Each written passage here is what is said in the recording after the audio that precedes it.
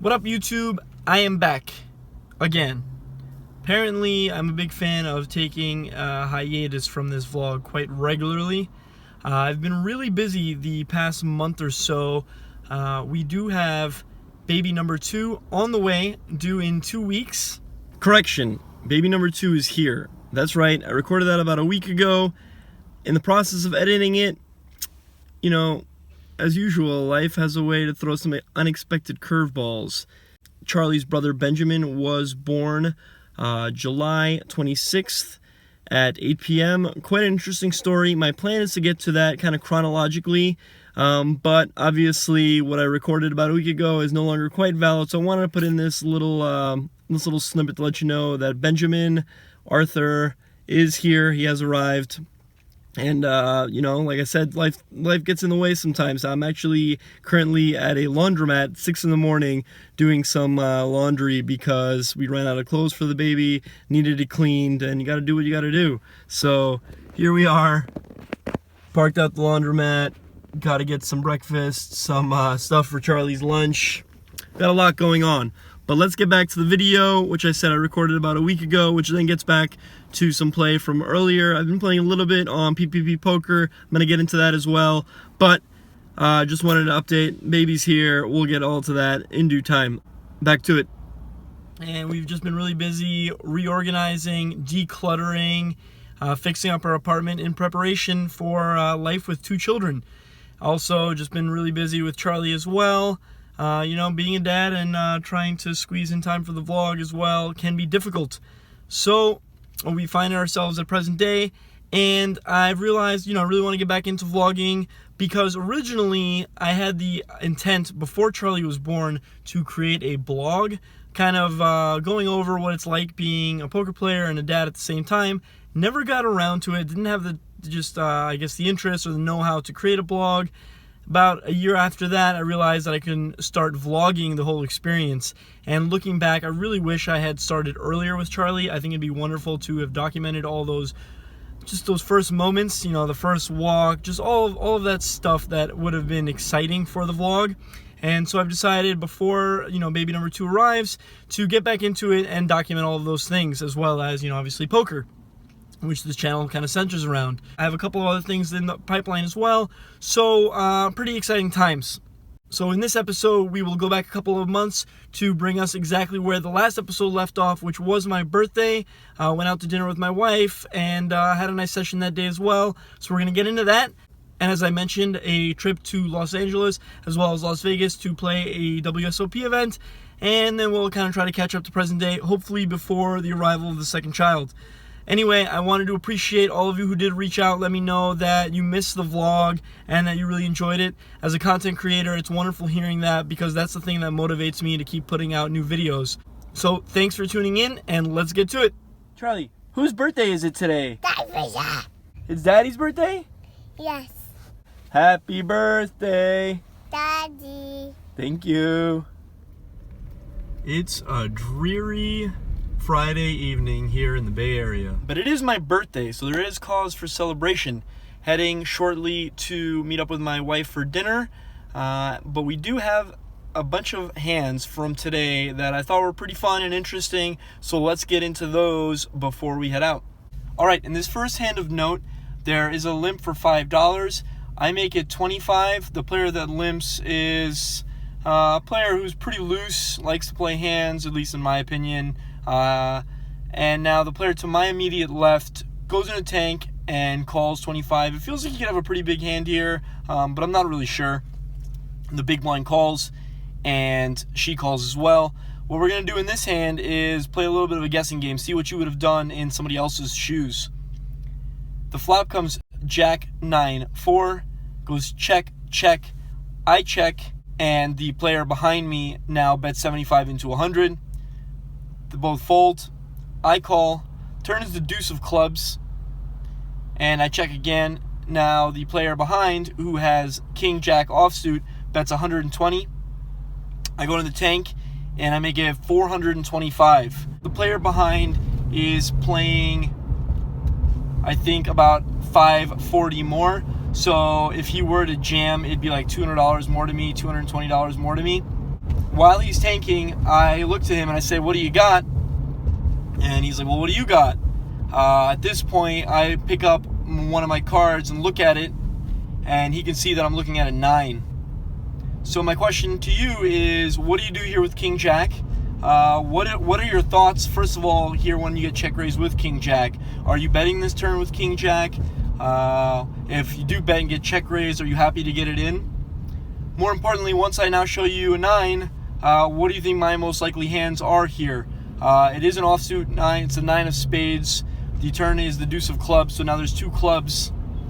So I can't have a flush draw. Do you think I'm getting out of line with a 9? Do you think I have pocket 9s, jack 9? He thinks for a bit and, decides by his better judgment to fold. So my question is to you guys in the comment box, what do you think my most likely hand is here? Are you folding when getting check raised on this turn by me? So now to get into, what I was doing and how the hand was played, I'm going to roll this footage as to, what my thought process was in the hand. So let's get to that. In the first one, there is a player who limps. I think she's just a little too loose pre-flop, and I think she also tends to be rather passive, likes to call down a lot, fairly weak. So I have ace-9 offsuit in the cutoff. I decide to isolate to 25. Not a premium holding by any stretch, but I think it's going to be ahead of her range. I think sometimes she's just going to limp fold here, and sometimes she'll limp call and then check fold to a lot of flops. So, I want to be playing her in position. I make it 25, and now a player to my direct left kind of goes into the tank, thinks for a bit, and calls. When he does this, I think he could be fairly strong here. The big blind calls as well, and of course, she calls. We go 4 ways to a flop of jack 9-4 rainbow. The first 2 players check. I am a bit afraid of this player behind me. At the same time, also, I don't necessarily feel like I need to be c-betting here with second pair. I think oftentimes this board is going to check through, and I sometimes can get to showdown with my second pair. I check, and now the player to my immediate left snap bets 75 into 100. I think when people do this, oftentimes they could be doing it with top pair, but I also think it's possible that he's just doing this because he's checked to.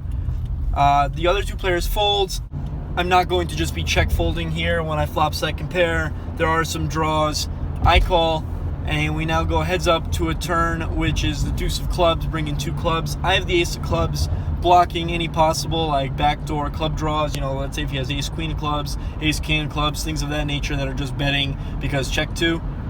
I check, and now he bets 120, which I obviously don't love. I think when he bets again, he's very likely to have ace-9 beat. And with this sizing, it actually feels a lot like what he has is a jack. My initial impressions on the flop were that he could possibly have a hand like queens, kings, that are slow playing, especially because of the way he tanked pre-flop. But on this turn, because of his sizing, to me it actually feels a lot more like king jack, queen jack, ace jack. And I just kind of get this feeling like I want to be getting out of line. As I mentioned, I do block the backdoor club draw. So he can't have that, so I don't expect him to be continuing. And I just think if he has like the hands that I mentioned, ace jack, king jack, queen jack, it's going to be hard for him to continue here. So I check raise to 425, and now he goes into the tank for a bit. I begin to get this feeling that he's going to call. I think he's just kind of reaching towards chips and just feels to me like he wants to call. He's playing another like 550, something of that nature. So if he does end up ripping it in here, I'm unfortunately not going to have any choice but to call. Obviously, I should maybe just be check jamming here to prevent myself from getting in this situation where I have to call the 200 more if he does jam. But I feel like if I check jam here, it's going to look a lot more like I picked up equity like queen 10 of clubs, 10 8 of clubs, things of that nature, and I don't want it to look like that. So he tanks for a bit, and as he's like thinking, and I feel like I'm about to get called, I kind of look to him and I'm like, well, what do you got here? And he says something, I think he says, well, what do you have? And I pick up, at this point I obviously know which one of my cards is which, so I pick up the 9 of spades and kind of, we're seated next to each other. I'm in the 1 seat and he's in the 2 seat, so I pick it up to kind of look at it myself. He's obviously next to me, so I think he can kind of see it, and I put it back down, and he's like, that's what I thought you had. He thinks for a bit, and he mucks. He shows me that he's king jack offsuit, and he mucks. I don't know if he's continuing. He might be folding on the turn anyway. Am I getting a little out of line showing myself a card here? Maybe. I don't know if he's folding here or not. but you know, a little bit of trickery to assist in getting the fold here in a spot where I think, you know, once he sees the offsuit 9, he's going to assume a lot of times I'm going to have like Jack 9 or pocket 9s here. Somewhere in the middle of my session, I'm up about $300, and the game's not particularly great, so I decided to table change. I think it's pretty important to, you know, have this in your arsenal. You can't be stuck in the same game if you don't feel like it's very good. If there are other options for you to play either bigger, smaller, or just table change to the same game, then you should be doing that. It's really important, you know, not to just kind of get lazy and be stuck in a situation that's not particularly great. More so, even if the game's not great, then, you know, you can call it a day and come back and fight another day. Anyway, so I table change to another game, and another player ends up following me, probably one of the best players in the other game. So there is a limp from the action player, and now this good player opens to 25. I'm on the button with ace queen of hearts. I think this is a fairly easy and standard 3-bet. I'm going to be ahead of his range a lot. But my reasoning for flatting here is the big blind has been giving action. I think he's going to be calling pretty wide here. And similarly, the action player who is limped is pretty likely to limp fold if I do 3-bets like 100 or something like that. And so I don't really want to be isolating the one good player at the table. I'd much rather be playing pots with the bad players who are going to be making mistakes. So I call 25. The big blind does in fact call, and the action player calls as well. We go 3 ways to a flop, Jack 5-7 with 2 hearts. It goes check, check, check to me. I bet 70 to 100 with my 2 overs and the flush draw. I think this is pretty standard. I should be c-betting here with the 2 overs. I'm going to have a lot of equity, and I don't really want to be giving free cards to hands that could like turn a set or that are going to turn a pair and not want to hold on. The big blind calls the 70, and the other 2 players fold. The turn is an offsuit king, and he checks again. At this point, once I've picked up equity, I will often double barrel here, but to me it feels like he can sometimes have some king X of hearts, which obviously I don't want to get check raised by, because at this point I'm just going to be drawing to the ace, the 10, and the heart. Also, you know, if he does have king X of hearts, this is a great spot to be checking, and if a heart peels off, I'm now going to win a big pot. Similarly, he could also have a hand like king jack offsuit, and make 2 pair. So I decided to just check back and hope to realize my equity. The river, unfortunately, is an offsuit 9. He checks, and at this point, the way I've played the hand, I think it's going to look a lot like I have a flush draw. So I don't necessarily expect him to be check folding here at jack. Similarly, I think if I can check back here, I might beat some of his like queen high flush draws. The straight draw does get there as well. I just don't think this is a particularly good spot to be bluffing. I decided to check back and hope to, you know, beat some of his flush draws. Unfortunately for me, he ends up having king 6 of hearts for turning the top pair. What I wanted to talk about this hand is it kind of goes to show you the advantageous situations you can get yourself in. Obviously, I did lose the hand in a situation where had I 3-bet, I probably would have A, won pre-flop, or B, won post-flop against the original opener. But I don't think that's important. What's important to look at is I created a really advantageous, favorable situation against a guy who has king 6 of hearts. And unfortunate for me, he hit a king. But if we ended up hitting a heart, I would have played a really big pot, possibly doubled up for like $1,000. So this just really goes to show you how in situations where, you know, you can have really good hands, you want to allow some of the worst players to make bad decisions, especially in situations where you have like ace X suited, ace king suited, ace queen suited.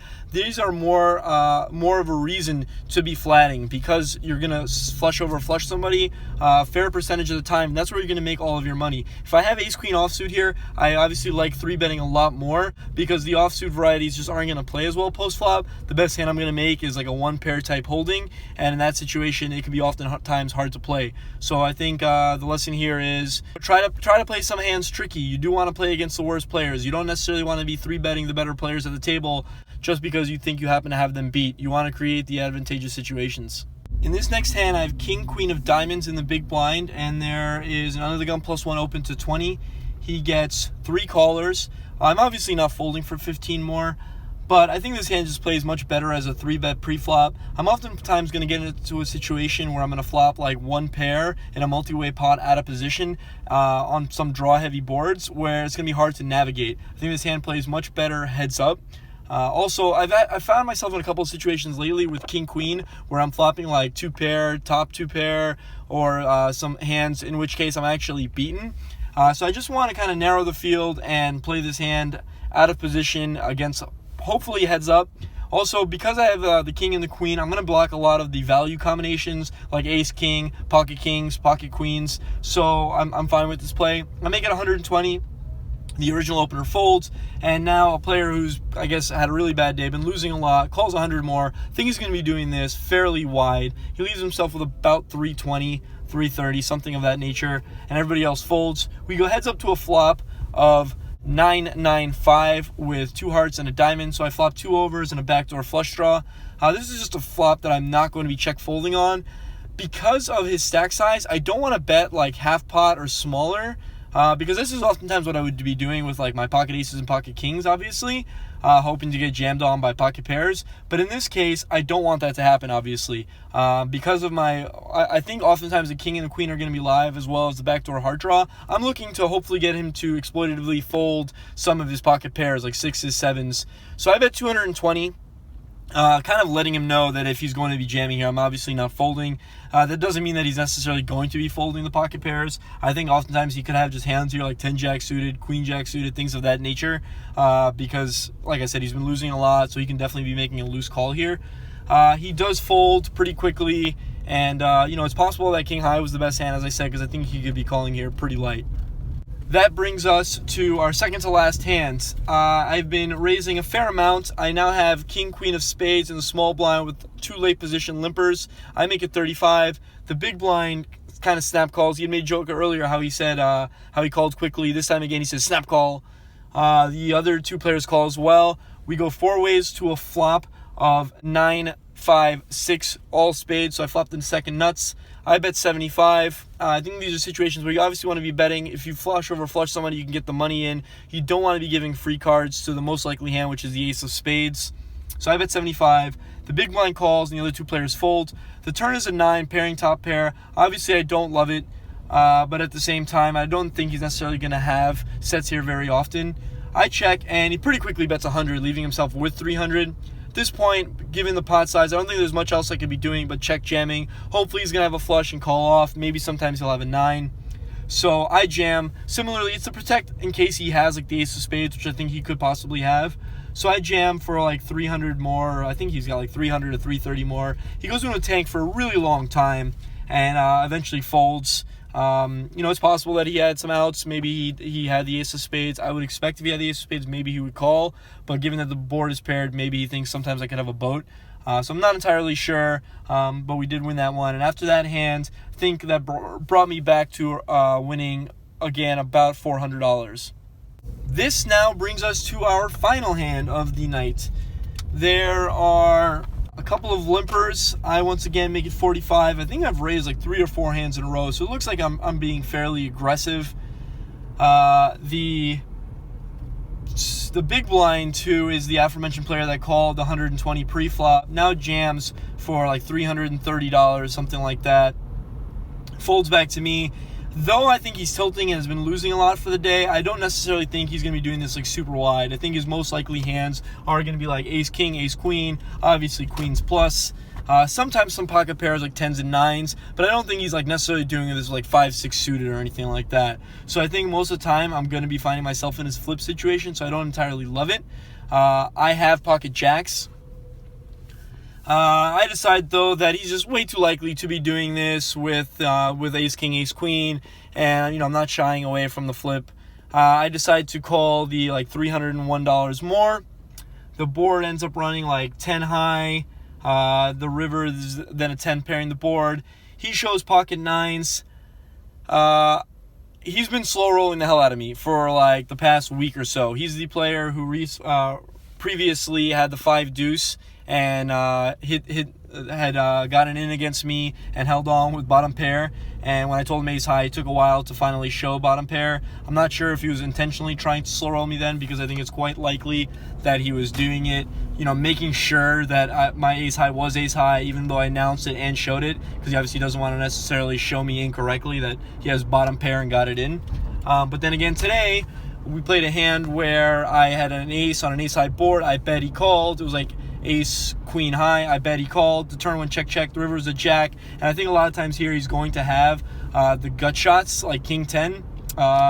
and 10 jack. So I check, looking basically to allow him to bluff off, and similarly I think he's also going to have just a king 10 here a decent percentage of the time. He bets like 70 to 80. I snap call him, and again it takes him like 7 seconds to roll over king 10, which is the absolute nuts. So it feels like he's been slow rolling me a ton, and when I intentionally get slow rolled by people I know regularly, it's time to give him the slow roll back. So I tap the table when he shows the nines, and I'm like, how do you keep winning these flips all the time? Dealer then pushes the pot literally all the way to him, and I let him know. I'm like, whoa, you know, I didn't release my cards yet. I show pocket jacks, and I let him know, like, if he wants to keep slow rolling me, we can have a slow roll fest.